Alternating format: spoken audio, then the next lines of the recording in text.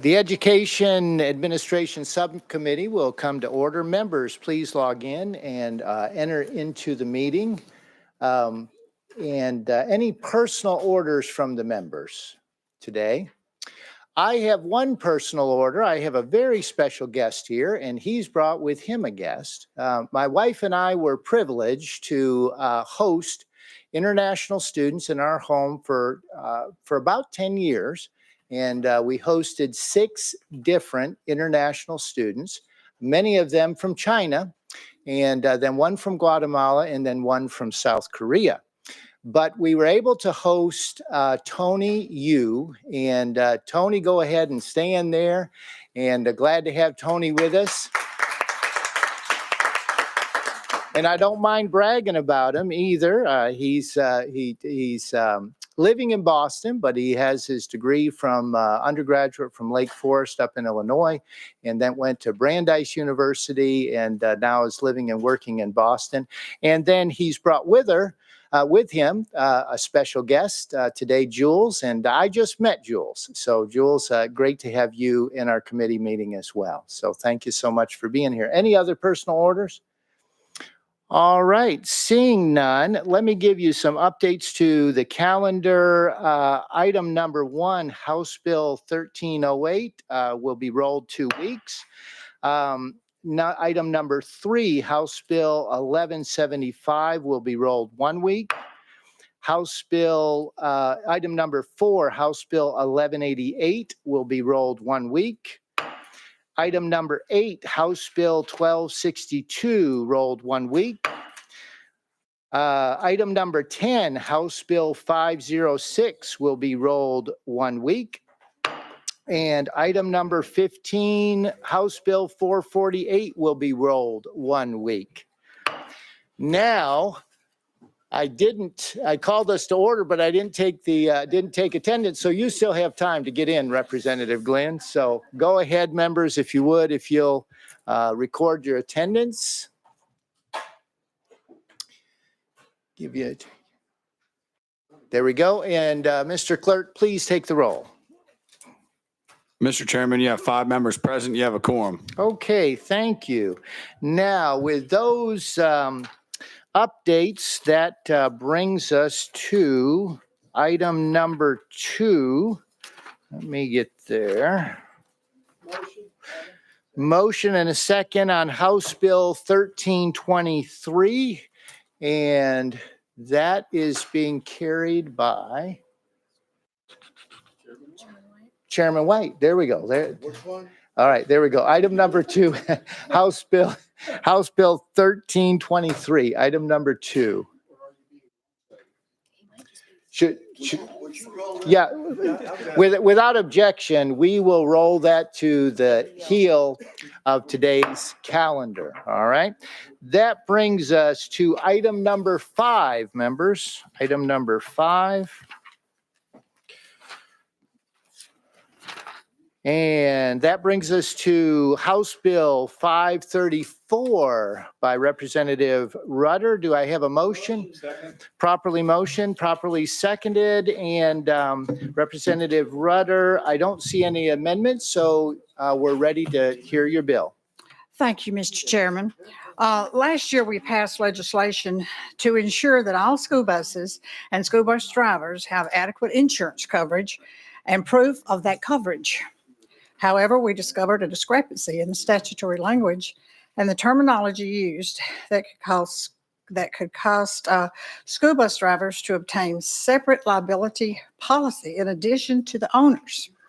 This bill resolves that discrepancy. Specifically, it replaces the terms owners with operators. Owners and operators with the word contractors. This clarifies that individual bus drivers and owners who don't directly contract with school systems are not personally responsible for securing insurance. This change makes it clear that the responsibility of providing insurance and proof of insurance rests with the contractor. The way the statute currently reads, it could be interpreted to mean that bus drivers could be responsible for their own insurance and the cost could skyrocket for our school districts. For example, in my county of Franklin, we have 74 buses. Currently, annual school bus insurance is included under the policy and costs $37,000. If the current language in the law remains, it could mean that all of those drivers need to obtain separate insurance and the cost could jump to $925,000. Such substantial cost increases, potentially up to $14,000 per bus driver, could worsen the existing school bus shortage, the school bus driver shortage, and put additional financial burden on our school system. This legislation has been reviewed by school boards and superintendents. I stand ready for questions. Thank you, Chairman Rudder, for that explanation. Representative Glenn has a question.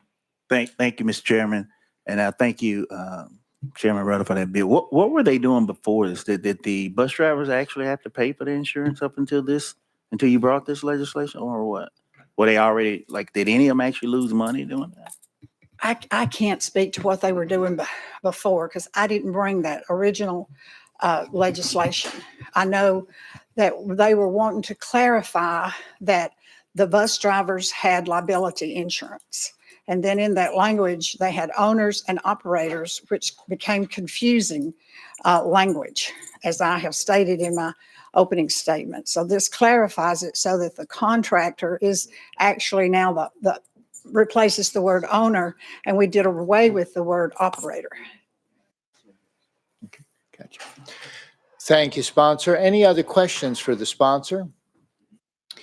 All right, and thank you for bringing this bill, and you are correct. It was very confusing language. I took some time to dive into it and understand it. I appreciate you bringing this bill, and this will make it better so that LEAs can provide contract insurance for contractors, and this will save money as well. So thank you very much. Thank you, Any other Mr. Chairman. questions from the committee? Seeing none, we're ready to vote on House Bill 534. Mr. Clerk, if you open for voting. Mr. Clerk, please take the vote. Mr. Chairman, you have 6 ayes. House Bill 534 moves on to full education. Thank you, Mr. Chairman and committee. All right, let's, without objection, let's go back to item number 1 and item number 2, excuse me, item number 2. And Chairman Hicks, is that correct? Yes, Chairman Hicks is recognized. All right. All right, we are on House Bill 1323, and we have a proper motion, proper second, and we're ready for an explanation. Thank you, Mr. Chairman and committee. In the 2023-2024 school year, there were 1,434 vacancies, unfilled teaching positions in Tennessee. LEAs have had difficulty in finding educators to teach certain subject areas and grade levels, thereby leaving students with long-term substitutes or increasing class sizes. Over the past several years, the Tennessee General Assembly has enacted various laws aimed at addressing teacher shortages, while ensuring teachers still receive the necessary training and mentorship to provide high-quality education to Tennessee students. While these legislative changes have increased staffing flexibilities for LEAs and public charter schools, such changes have also created a patchwork of requirements that are scattered throughout state law. This patchwork has created several inconsistencies and confusing requirements for schools. At the same time, K-12 schools are still in desperate need of qualified industry professionals to teach career and technical education courses. Currently, industry professionals must go back to school at an educator preparation program to complete the necessary coursework to obtain an occupational teacher's license, a requirement that is burdensome and turns some away from teaching. This bill intends to streamline and increase teacher licensure flexibility in the following ways. Creates a new limited occupational teacher's license that can be acquired through an LEA without attending a EPP, thus giving LEAs and public charter schools more flexibility to staff critically important CTE courses with qualified industry professionals. Allows teachers with an endorsement exemption to teach a course with the end of the year course assessment. Allows teachers on a limited license to teach a EOC course, which builds on recent legislative changes to allow an individual on a temporary teaching permit to teach EOC courses. Allows teachers with the post-secondary license, K through 12 teachers who previously taught at a post-secondary institution, to add endorsements to their license in addition to subjects they taught at their post-secondary institutions. Gives districts the ability to allow licensed teachers to expand and have flexibility. Streamlines language throughout code to clarify existing requirements for emergency teaching credentials and removes outdated and redundant language. Thank you, Mr. Chairman. That's sort of what the bill does, and Mr. Powers is here from the department. If need to get technical, we'll answer any questions. Thank you, sponsor, for that explanation. Any questions from our members? Chairman White, you're recognized. Thank you, Mr. Chairman, and they tried to give me your bill, and I'm glad you walked in because you've been at this for years, and I appreciate you continuing to push for this type of legislation. But I do appreciate it and very supportive of it. Thank you, Mr. Chairman. Any questions or other comments from our members? And I would add, thank you so much for bringing this legislation. This will meet some needs that we have, especially when it comes to CTE. And thank you so much for that. Without objection, we are ready to vote on House Bill 1323 to move out to education full. Mr. Clerk, please take the vote. Mr. Chairman, you have 6 ayes. House Bill 1323 moves out to full education. Thank you, Chairman. Thank you, committee. All right, that brings us to item number 6. Properly motioned, properly seconded, and this is House Bill 964 by Chairman Hawk. Chairman Hawk, you're recognized. Thank you, Mr. Chairman and members. This legislation comes as a housekeeping bill by the architects in coordination with Departments of Education and Safety and the State Fire Marshal's Office. The purpose is to allow for a consistent, efficient implementation of the school safety bill we passed in 2023 related to school building design requirements. We're updating the terminology for safety glass. We're ensuring that no materials are inadvertently excluded. The bill also authorizes the same crosswalk process used for other edits to the base building code. Incorporating this step ensures building owners, designers, and inspectors are all on the same page to start from start to finish. So that's in a nutshell what it does. Thank you, sponsor, for that explanation. Any questions from our members? Chairman White, you're recognized. Yes, I just want to make sure I understand, because does this come from a reason? I know when we passed the School Safety Act, we required this, and there was a film being used that wasn't actually doing what we thought it would do. Is that where this is coming from? To a degree, yes. There's also terminology that might limit us in the future if there's certain types of films that are developed in the future. It creates code that's allowable to allow other safety items to come into play as well. Thank you. Thank you. Anyone else? Any other questions? Seeing none, we're ready to vote on House Bill 964 to move out to full education. Mr. Clerk, open it up for voting. Members, please record your vote. Mr. Clerk, please announce the vote. Mr. Chairman, you have 6 ayes. House Bill 964 moves out to full education. Thank you, Chairman and members. All right, members, that brings us to item number 7, House Bill 1253 by properly motioned, properly seconded, and you are recognized on your bill. Thank you, Chairman. Thank you, Committee. This bill creates more continuity of learning for students while allowing parents the time with their children with paid parental leave. The bill specifies that the leave should be taken consecutively unless requesting approval from the director of schools to take in different increments. For example, a mother and father might need to rotate weeks. A parent might need time set aside in different increments based upon the child care options. And parents could request using the leave in different increments based upon their individual situations. When the leave can be used as one day a week or every Monday and Friday, etc., the student's learning is negatively impacted by having a continued rotation of substitute teachers.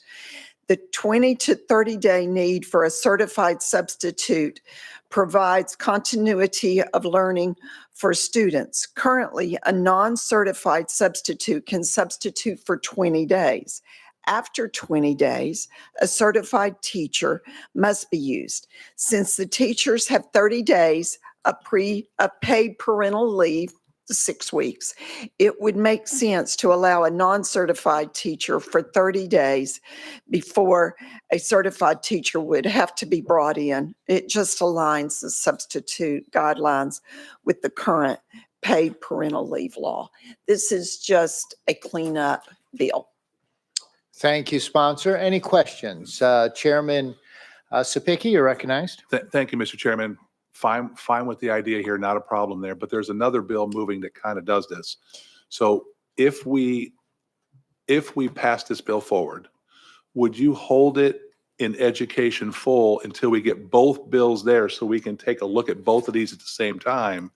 And like we kind of did with the cell phone bill, maybe marry them all into one bill Okay. and then run it forward from there. Would you be okay with that? I am fine with that. The other bill you're speaking about is the administration bill, and it says to allow them that they have to use the time in a week blocks, in week blocks. They are fine with our bill. We're fine with their bill. But if we need to hold off and run it once it gets to full, like you said, to do anything, we are in communication with them about this through this whole process. Chairman Sapicki, you're And recognized. the only reason why is they're both good ideas. Right, I don't want to get to the House floor, vote on, let's say yours beats them there. We vote on yours, and then 2 weeks later, the other one comes and erases what you just did. right. So They're, just make they're sure. different bills, but they are very similar. You're exactly right. Okay, thank you, Mr. Chairman. Okay. Chairman White, I saw you next. Thank you. And I would like to also back up Chairman Sapicki's, because I'm a little confused on consecutive versus incremental. Mhm. That topic was brought to me, and I didn't make enough notes in front of me to be able to talk constructively about it. But I think that'd be a good idea because there is an issue there. Okay. I'm good with that. Representative Hurt. Thank you, Mr. Chair. And I think Chairman White was alluding to my question on this bill, and it sounds like we're going to get them all together and hopefully come together on what everybody's comfortable with. But to clarify in your introduction, this bill does not prevent them from taking it a week at a time. So if they alternated weeks, say the parents or however that worked, this bill does not prevent that? You're recognized. No, it does not. Okay, thank you. Okay. You're recognized. There are two parts to this bill, though. The second part was the 20 to 30 day thing. So I didn't specify that when I was going through my language, reading it a few minutes ago. But there's two parts. The 20 to 30 days is to extend the 20 days substitute to 30 days to take care of, for someone who is doing it for, the complete time, 60 days or six weeks, 30 days. Thank you, sponsor. Any other questions for the sponsor? Okay, so we have before us an explanation and then an understanding that we will roll this into another bill as it moves forward. Maybe, yeah, as it moves forward. But we'll consider that as it gets to full education. But we are voting right now for House Bill 1253 to move out to full education. Members, if you'll record your votes. And Mr. Clerk, if you'll take the votes. Mr. Chairman, you have 6 ayes. House Bill 1253 moves out to full education. Thank you. Thank you. Members, that brings us to item number 9, House Bill 676 by Representative Stinnett. Do I have a motion? Motion and a second, and I see that there's an amendment that you have. Can you give us that drafting code that you're working off of? 4255, Chairman. That's what we have here. I have a motion and a second on the amendment, and this does rewrite the bill. All those in favor of adding the amendment to the bill, say aye. Any opposed? And 4255 is added to, it amends House Bill 676, and you are recognized on your bill. Thank you, Chairman. Good afternoon. Present law requires the State Board of Education to direct the Department of Education to manage and control the Tennessee School for the Blind, the Tennessee School for the Deaf, West Tennessee School for the Deaf, and Alvin York Agriculture Institute. These schools are generally referred to as special schools. In directing the state special schools, present law, their authority department determines the salary, the terms, the employment for the employees, and the state special schools. Okay, so the requirement that the department, it requires the department to provide the teachers of the state of the special schools eligibility for accumulating the use of leave in the same manner as public schools, and eligible for 6 weeks of pay family leave for the birth or adoption of children in the same way as public schools. This bill requires that any percent of increase to salary schedule of the LEA where the state special schools is located also results in an equivalent percentage increase to the salary schedule of the special school. The example that would be I believe the School of Deaf here in Nashville. And so if the school system, the LEA got a raise here in Nashville, the equivalency would be to the School of Deaf teachers. Finally, this bill specifies that when the General Assembly appropriates monies in the budget for salaries, raises, bonuses, and other incentives for public school teachers and other licensing personnel employees of LEAs and special charter schools in the state, the Department of Education must also obligate the appropriate equivalency amount for salaries, raises, bonuses, and other incentives. The teachers and other licensing personnel employed by the state special schools. The other thing I'd like to add to this is the fact that these teachers in these special schools are highly qualified to deal with the deaf, the blind, and they, in my opinion, they deserve to be paid at the same rate and have the same incentives to be teachers as the public schools, the LEAs, and the charter schools. I stand ready for questions. Thank you, Mr. Sponsor. Any questions for our sponsor? Chairman Sapicki, you're recognized. Thank you, Mr. Chairman. So just some broad questions here. Currently, what type of leave policies do those teachers have in those schools versus what they're going to go to? You're recognized. Thank you. There's nothing in writing. The schools leaders, from my understanding, some of them do get it. Some maybe one of them allows their people to have that, but it's not in writing. And that's the reason it's put into this, is to put it in writing so they have the same abilities. Different schools, though. Chairman Sapicki, follow up. All right. So just working through this with you right here. Yes, sir. These schools deal with a special population. Yeah. That may have different needs than a normal public school population. Are you telling me that those teachers in these facilities do not have leave? You're recognized. They have leave, but they do not have the 6 weeks for birth of child or the adoption. Okay. Any follow-up? No, I'm good. Thanks. Okay, members, questions? Any other questions for our sponsor? Seeing none, we are ready to vote on House Bill 675 or 676 to go out to full education. Members, please log in your votes. Mr. Clerk, please take the vote. Mr. Chairman, you have 6 ayes. House Bill 676 goes out to full education. Thank you, Chairman, Committee. All right, members, that brings us up to item number 11, House Bill 1113. And let's, without objection, we'll roll this to the heel of today's calendar, all right? Item number 12, House Bill 81 by Representative Hemmer. Do I have a motion?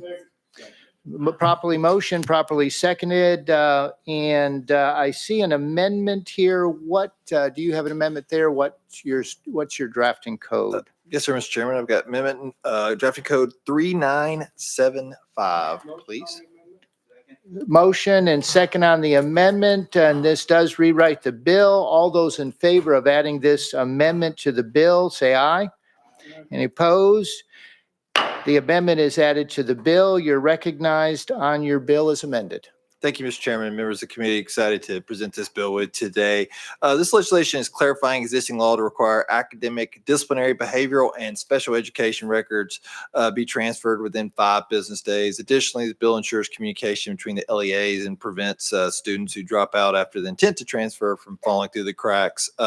This summer, Representative Reedy was gracious enough to invite me to a meeting of stakeholders and educators he had from around the state to talk about student mental health and some of the things that are going wrong. And this is one of the things that came about from that meeting. And I appreciate him willing to allow me to take this off his stack of bills to present, but and offer to co-sponsor it with me. But this bill really feels like we can address a critical blind spot in our student transfer system.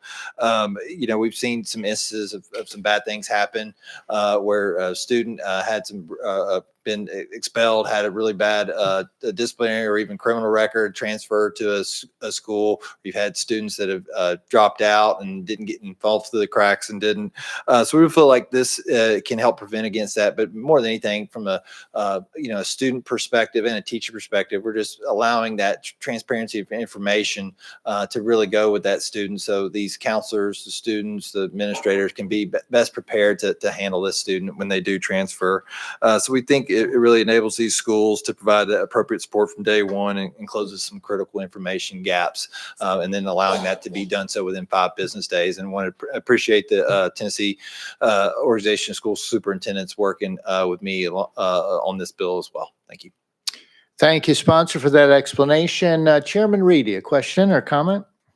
Mr. Chairman and committee members, the background story on this, of course, when all of the school threats were taking place, and then I started a lot of roundtable discussions, and I'm going to thank Representative Hemmer for joining me. And it was a very large meeting of about 20 people, which included a director of schools. We had the Department of Mental Health and Substance Abuse in there, Department of Education, TSBA. Anyway, it was well attended. And in that discussion, we had the legal, 2 different folks from legal staff come in, and then the question came up. It was, well, we should make the education behavior records transfer. And are we already doing that? And we found out in current law that the records were supposed to be transferred, but we never have a date. We're not telling anybody when those records need to be transferred. And so it was 3 different director of schools contacted my office and said, hey, we need to do something about this because we are inheriting somebody else's problem and we don't know about that until a later date. And then it come up a certain situation that I won't go into. And it's like, that would have been pretty bad if that young man wasn't caught before they were allowed in the building. And so the director of school had to do something else with that student. And of course, that discussion, we were talking about 3 days, 5 days. And I said, well, let's just throw 3 days on there and see if anybody gives us any pushback. And then we'll just make it 5, which I'm happy with the amendment and the way that it stands now. But this is certainly going into where I come up with the TASER bill, this early behavioral bill that we passed out of here that's going to full. All of that was because of the meetings that we had. And once again, Representative, thank you for attending those meetings. Thank you, Mr. Chairman. Thank you. Any other questions from our members? Seeing none, we are ready to vote on House Bill 81 going out to full education. Members, if you'll please record your vote. Mr. Clerk, please announce the vote. Mr. Chairman, you have 6 ayes. House Bill 81 Thank you, moves Mr. out to full education. That brings us to item number 13 by Chairman Sapicki. Do I have a motion? Properly motioned and properly seconded. And I see that you have an amendment on your bill. What is your drafting code, Chairman? Mr. Chairman, 003853. Motion on the amendment? And this does rewrite the bill. That's the proper amendment. Members, without objection, all those in favor of adding the amendment, say aye. Aye. Opposed? And the ayes have it. And so the amendment is now on your bill. You're recognized on House Bill 85 as amended. Thank you, Mr. Chairman and committee. This is a bill on recess. There was a coordinated school health study done 23-24, looking at our students in our elementary system, or in our K through 12 system. And they found a couple things very interesting, is that right now 40% of our students in Tennessee are considered obese. 40% of our students in Tennessee are considered obese. Right now, the number of number of minutes Tennessee high school students who were physically active for a total of at least 60 minutes per day on 5 of the last 7 days, 35%. 35%. There's more in here, gentlemen and ladies who are listening, about the advantages to getting our kids, our students, outside more. We have problems with social learning, social play of students, especially elementary level, getting out and interacting with each other on the playground. We have problems with discipline in our classrooms. You talk to teachers about the discipline in our elementary levels. It's about these kids that just aren't outside enough playing. We have academic woes that are troubling us. Now, we've come a long way in the last couple of years, but we limit right now to 130 minutes a week, but 15 minutes a day. Mandatory, 15 minutes a day. And what's happening is they may be doing 15 minutes for a couple days, and then they'll do an hour or an hour and 15 minutes the third day, trying to catch up to that 130 all the time. And there's no rhyme or reason to it. And it creates some issues in the classroom where children may be sitting in a classroom learning about reading for an hour and 20 minutes, hour and 30 minutes. And I remember when I went to college and I had to take that Tuesday, Thursday course where it was 145 hour and 45 minutes. And I dreaded the last 45 minutes because I just wanted to get up and go do something else. And taking these children, these kindergartners, and this bill only applies to elementary levels, K through 5, and allowing our kids to get 40 minutes of unstructured recess a day to go out and learn to talk to and play with their classmates, get that excess energy off that we know young boys have a lot of it, and be able to come back into the classroom and focus. The studies out there show, and if I get asked, I'll answer them for the committee, but the studies that are there that I have show unequivocally that more recess time leads to better socialization of our students, less distractions in the classroom, less disciplinary actions, better teacher satisfaction, and lastly, what we're all looking for is better academic success of our students. Mr. Chairman, we do have some people here who wish to testify on this. I think they can provide more balance to this, so I ask to go out of session and hear from them. Members, without objection, we will go out of session and hear from just one. Is that correct or no? 3. Okay, if you'll all come up to, and you can pick which table, probably this one over here has 3 chairs. And when you're ready to speak, just kind of hold your finger up and we'll turn on the mic for you. But make sure that you state your name. And if you're with an organization, please state the organization as well. And go ahead and you're recognized. My name is Rachel Bush. I'm with a group called Say Yes to Recess Tennessee. And I just want to say thank you for the opportunity to speak today. I'm a co-founder of the Say Yes to Recess Tennessee movement. In just 10 months, our group in pink here has launched. Our group has grown to over 3,000 parents across Tennessee, with chapters launching in 6 counties and expansion into North Carolina and Missouri.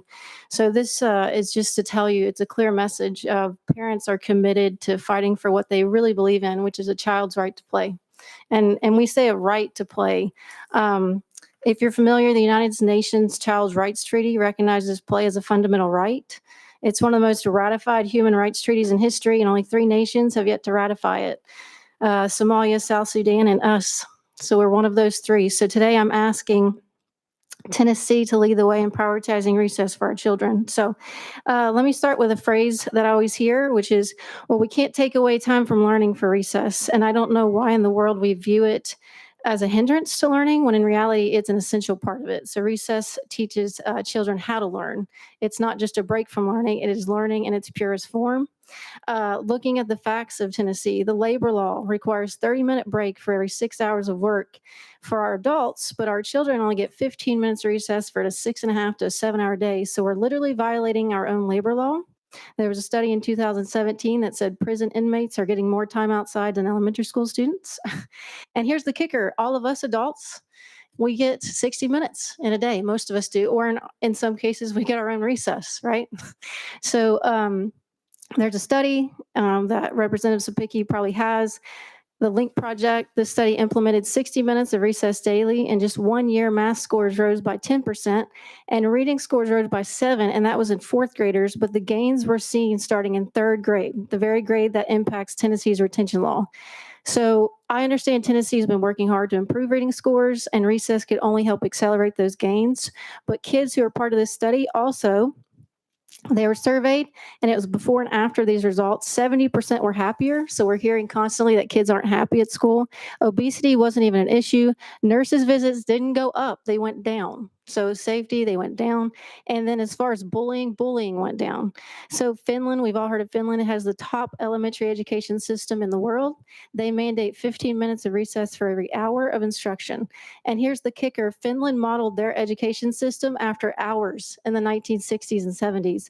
So look at where we are now. They offer the same amount of recess in an hour that we offer in an entire day. So I'll end with this point. We often hear there isn't enough time in a day. Where will those minutes come from? Right now, counties, this is what we know to be true. Counties must follow laws in RTI, reading, and physical activity. Everything else is a recommendation, not a requirement. It's a recommendation. This gives counties the flexibility to shave time from other subjects to make room for recess. So it's a catch-22. Counties say the state is too strict, while the state claims it wants to provide more flexibility. The irony is that schools could already provide 40 minutes of recess as the law allows for it. And they're showing us that they won't do it. Many schools don't exceed the minimum requirement, and many, we represent a large group, and we've had parents come all over the state tell us they are breaking the law. They're not even offering the 15. There's schools offering recess every other day. Thank you, Ms. Bush. And I should have mentioned that we do limit it to 3 minutes, but you did get a lot in 3 minutes. There you go. Well, you timed it almost perfectly. So thank you, Ms. Bush. And go ahead, and you're recognized. Don't forget to state your name, Hi, please. Morgan Garner with Say Yes to Recess. I'm willing to bet that most of us had a pretty decent recess when we were growing up. We survived those 90-degree temperatures, scorching metal slides, and scraped knees, and we loved every minute of it. Recess taught us resiliency, creativity, teamwork, problem solving, and conflict resolution. The foundations of social development, lifelong success, and executive functioning skills are built on the playground. My primary school experience, I had no longer than a 45-minute class before we moved on to the next subject in a different room or part of the school.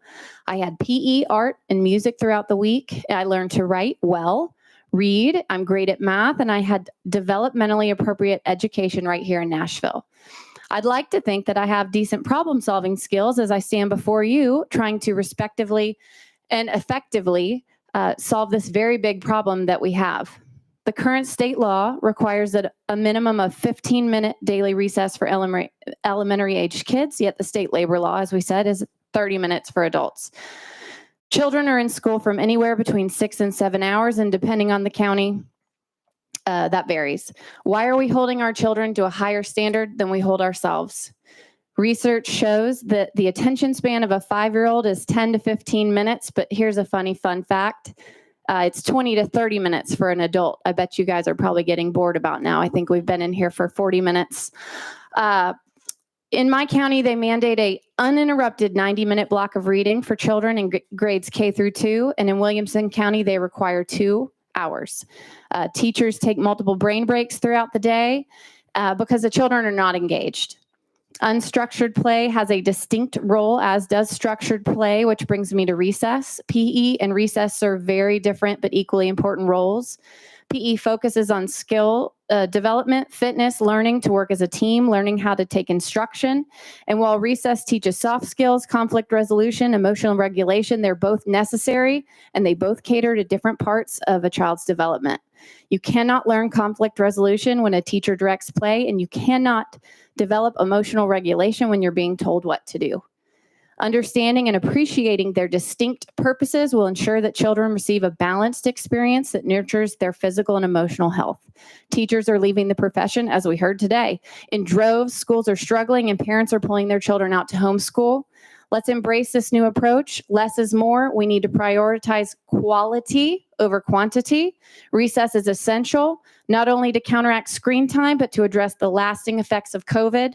It's time to prioritize our children's well-being, and recess is the first step. Thank you. And 12 seconds to spare. There you go. You're recognized. Hi, my name is Carol Duffin. I actually stood before this committee 15, probably 17 years ago when I advocated for more recess for my own children when they were in elementary school.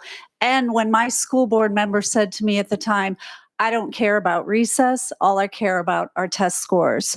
Since that time, our state has only gone backwards. Right now, our elementary students get a mere 15 minutes of recess, a fraction of what they need and deserve, stripping away their right to play, to giggle, to run, to be outside in fresh air.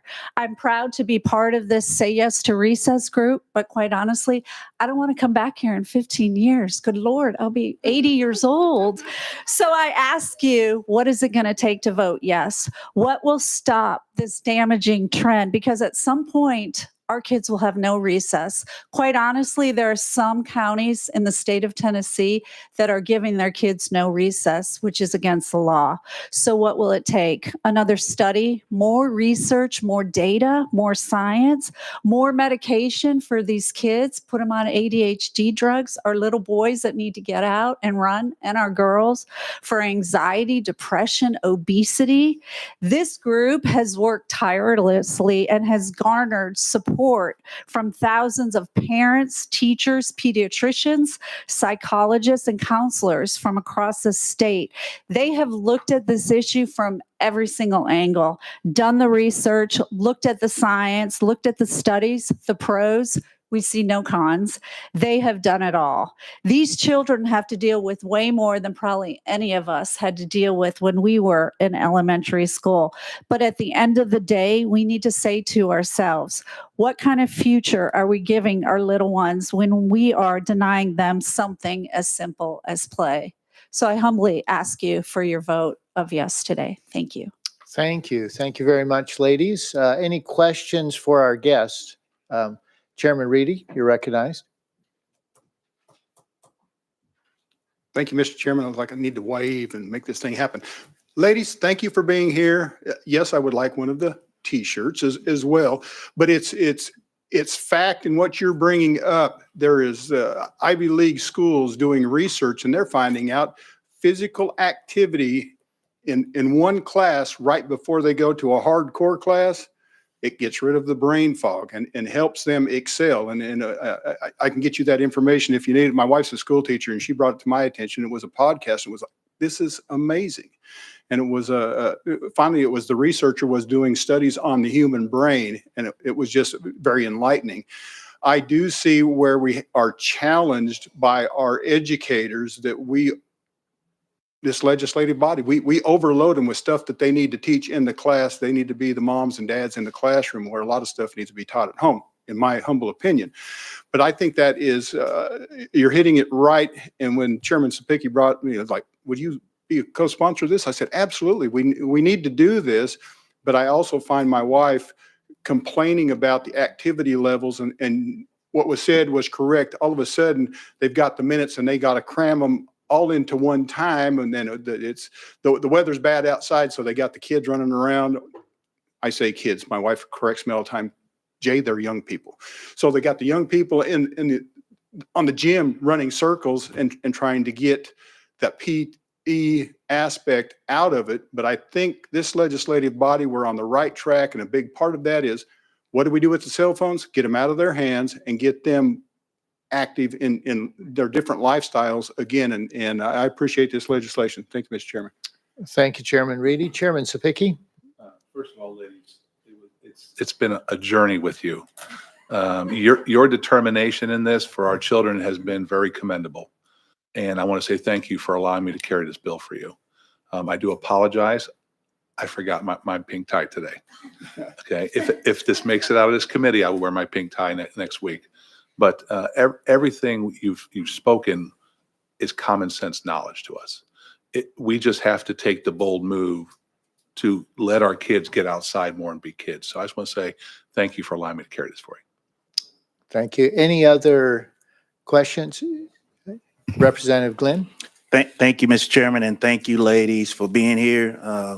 And thank you for not interrupting my lunch this time. The 2 times you've been in my office, you caught me while I was eating. So I know, right? So I am all for this, as we've talked about before. I do think that recess is an important piece of making sure our kids are ready to learn and be productive. There is some questions around the PE part of this. So does PE count toward the physical activity that the kids would? Is that your goal in this, to have PE as part of it? You're recognized. Thank you. Right now, there's 130 minutes of physical activity per week. That includes PE. And a lot of people don't understand that our students only get PE twice a week. So no, this would not be a weekly mandate. This would be a daily mandate and not include PE. Because if you look at the days that students do not get PE, which is majority of the week, and they only get 15 minutes of recess, and sometimes not even that, students are going whole days without physical activity. Follow-up, Representative Glenn? Yes, thank you, Mr. Chairman. So on the days that they have PE, then they would get an additional urine. I'm talking about urine tent. The days that they have PE, they would get an additional 40 minutes on top of the PE to have recess. Is that the intent of what you're trying to do? Yes, and the Tom Cronin Act that was passed in 2018 mandates 2 PEs a week at 30 minutes of each of those, so it's 60. So it depends on what the county offers, and they would get the mandated daily recess on top of whatever their county offers for PE. Okay, thank you, Mr. Chairman. All right, thank you. Chairman Sapicki? So, and that was a great question. I'm going to follow up on that for you later. And if you don't know the answer, that's fine. PE doesn't necessarily mean the kids are outside doing activity. Correct. They could be doing classroom work on life skills and things like that. So we got to remember, when we say PE, it doesn't necessarily mean that they're outside running around being kids playing soccer or kickball. They could be in a classroom still getting more instruction on life skills or whatever. You're recognized. Thank you. PE actually has, or PE teachers have a curriculum that they have to follow, is my understanding. So to your point, sometimes they're sitting in a line and maybe they're doing a rope climb and it's one child at a time. So it's not as extensive of a physical exertion as a recess would be. Any other questions for our guest? Seeing none, without objection, thank you very much, ladies, for being here and for your passion. And we are going back into session. With that, any final questions for our sponsor? Chairman White, you're recognized. Yes, thank you. And I appreciate all the questions. I just want to really get clarity. I think this is one issue that we have when we talk about PE and or recess, which is unstructured. So we'll make sure that we know when we talk about this, because a lot of times when people ask me in the past, well, how much time do they get recess? And a lot of times we're thinking about PE too, but we're not. Okay, if this bill passes, the law would still say that they get 2 days, 45 minutes each day for 130 minutes of PE. Would that be correct? Or Sponsor? It'd be 2 30-minute PE sessions. 2 30-minute PE sessions, which will be required by the district. Mhm. And then the unstructured recess would go from 15 minutes per day to 40 minutes per day. 40 minutes. So it would increase 25 minutes. Okay. And that would be the law, because a lot of times people ask me, and I say, well, I don't know, there's 15 here and 45 there.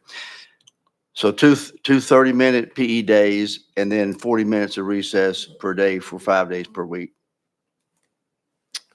Chairman Sapicki? That is correct. But remember, all the law states is it has to be 40 minutes in aggregate one day. They could do 20 minutes in the morning, 20 minutes in the afternoon.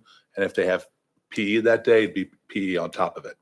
Or if the districts want to do 40 minutes on a day that they don't have PE, they'd have that flexibility to do it. They just have to get an aggregate 40 minutes a day of recess. And then the Tom Cronin Act comes in where they get 2 30 minutes a week for PE. And that'd be the structured part of their physical activity. That'd be structured by a curriculum. Chairman White, any follow-up? No, I just want to get clarity on exactly, because in the past, every time I ask it, you get different answers on exactly what it should be. Representative Glenn, did you have a question for the sponsor? I do, and thank you, Mr. Chairman, and thank you, Chairman Sapicki, again for bringing this. I think this is a great bill. 2 questions. Why is there a reason why the middle school is not included in this particular piece of legislation? Chairman Sapicki? Well, from talking to the people who brought me this bill, they were most concerned about the elementary school kids. I'm reading it from the bill. For middle school and high school students, a minimum of 90 minutes of physical activity per school for a full week of school. Those could be things that we could address, but when you get into middle school, you get into high school, you get electives, you get all kinds of AP coursework and things like that. It gets very complicated to do big mandates on that. We do have an obesity problem in middle school and high school. And that may be something we consider later on. But what we wanted to focus on was the children that we are really focused on here as an education committee is that 3rd grade, that 4th grader. And we want to make sure that we're doing things that put them in the best position to be able to score well for our test scores and become good students. Representative Glenn, follow-up? Yes, thank you, Mr. Chairman. And that was one of the things that I was concerned about. I mean, I understand when you're young, 10, 11, you have a lot of energy, your metabolism is a lot higher. So yes, you're going to burn off a lot more. But once you get into the middle school and the high school, and especially when you're a little bit more relaxed and not doing as much running, it seems the obesity would pick up in those grades. But I understand we can definitely come back to that. My second question is, you chose 40 minutes daily. Is there a reason why it's 40 minutes and not 30 or 60? I mean, where did the 40 come from? I'm just curious. Sponsor?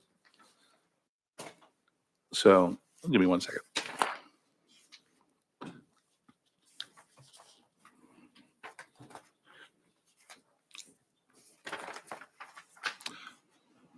So the original bill had 60 minutes. And I've spoken to some legislators, I've spoken to some teachers, some LEAs, and they thought that got to be very, very difficult to schedule out that 60 minutes. That's almost an entire period.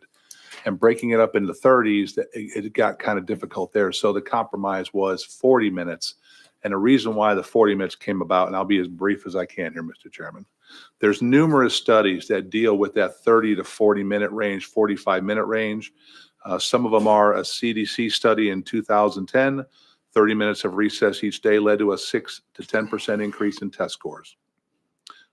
In 2009, the Texas School Physical Activity and Academic Performance Report saw that with more frequent recess periods, saw a 25% decrease in referrals for behavior issues, and that was based on 40 minutes a day.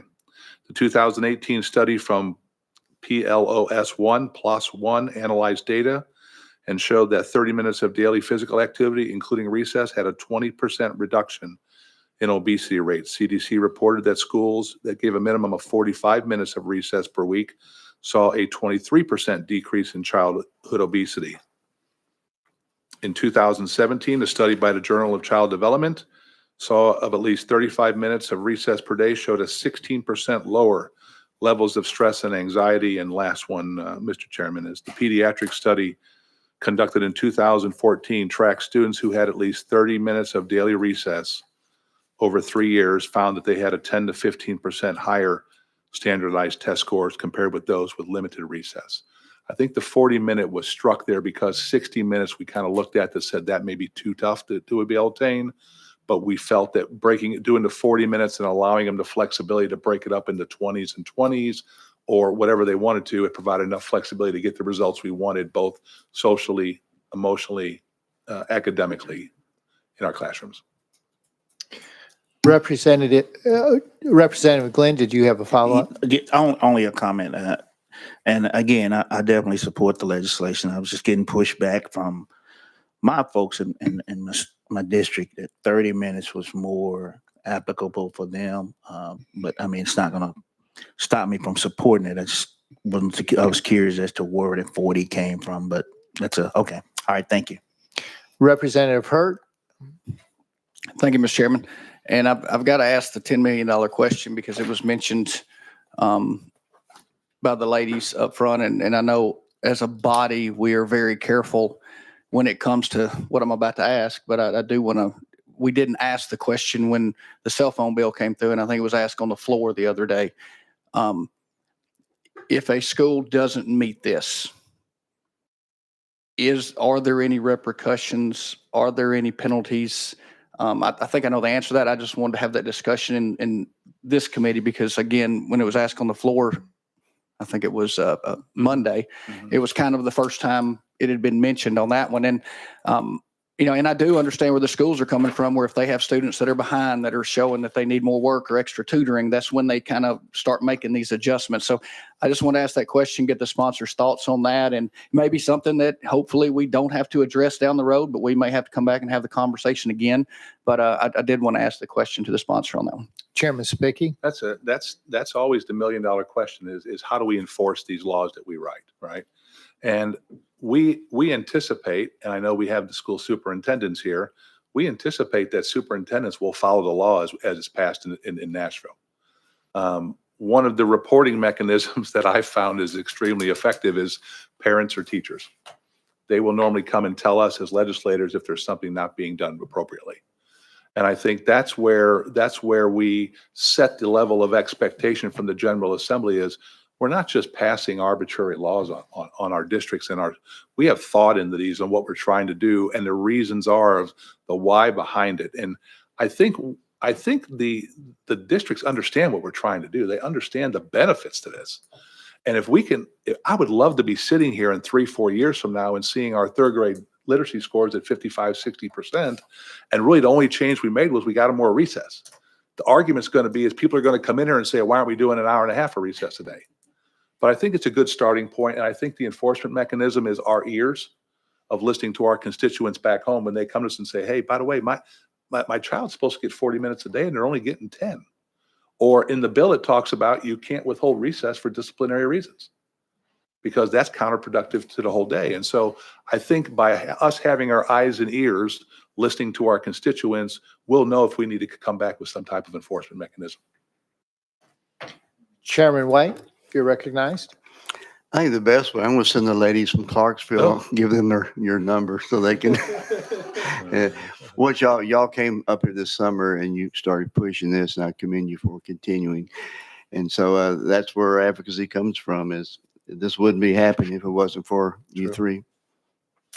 All right, I don't have anyone else on the list. Without objection, we are ready to vote on House Bill 85 to move out to full education. Members, please record your vote. Mr. Clerk, please take the vote. Mr. Chairman, you have 6 ayes. House Bill 85 moves out to full education. That brings us to item number 14, and this one is by Chairman White. Do I have a motion and a second? House Bill 410 by Chairman White. Properly motioned, properly seconded. Thank you, Chairman Slater. Members, what this bill is asking for, House Bill 410, is requiring the Department of Education to convene a working group to study and develop best practices, strategies, and programming for our English language learner, the educators, to utilize in educating ELL students enrolled in K through 12 public schools. The bill does establish the membership of the working group, which would include district ELL directors, members of the State Board of Education, representatives from DOE, and members of the Senate and House appointed by the Lieutenant Governor and the Speaker. And finally, the bill requires the Department of Education to submit a report to the Senate and House Education Committees and outlining the findings of its study and including recommendations for legislation by January of 26. Effective teaching, and the reason this is important, effective teaching of ELL requires specific strategies. And by learning from experts, the state can provide a blueprint for teachers to create more effective learning environment that supports the unique needs of the English learners. Now, reason when this was brought to me, why it matters, according to a study produced by the Tennessee Education Research Alliance in April of 24, Tennessee students classified as English learners has increased from 43,000 in 2015-16 to the last data, 21 and 22, to over 63,000. English learners in Tennessee had a graduation rate of 22 percentage points below the state rate, and the highest dropout rate of any cohort coming in at 30%. And when an individual, as we all know, drops out of high school, they limit their career opportunities, earning potential, and higher education opportunities, which then in the long run hurts our state. And so that's why we're asking for this, that we really take a close look at how we're working as a state with those who have the responsibility of our ELL educators for our English language learners. And with that, Mr. Chairman, this is the bill. Thank you, Chairman White. Any questions for the sponsor? Seeing none, we are ready to vote. Without objection, we're ready to vote on House Bill 410. Mr. Clerk, if you'll open for voting, members, please cast your vote. Mr. Clerk, please take the vote. Mr. Chairman, you have 6 ayes. House Bill 410 moves out to education full. That brings us back to item number 11, House Bill 1113 by Representative Hardaway. Properly motioned, properly seconded. Representative Hardaway, you are recognized on your bill. Thank you, Chairman. Actually, I'm going to ask that be rolled. I made a commitment to Representative Hurt to clear up a couple of things, and we haven't had the chance to have conversation. 1 week? So honoring my word to him. 1 week? Yes, sir. All right. Without objection, House Bill 1113 is rolled 1 week. All right, thank you. That brings us to the end of the calendar. So great work today. Without objection, we stand adjourned until next week.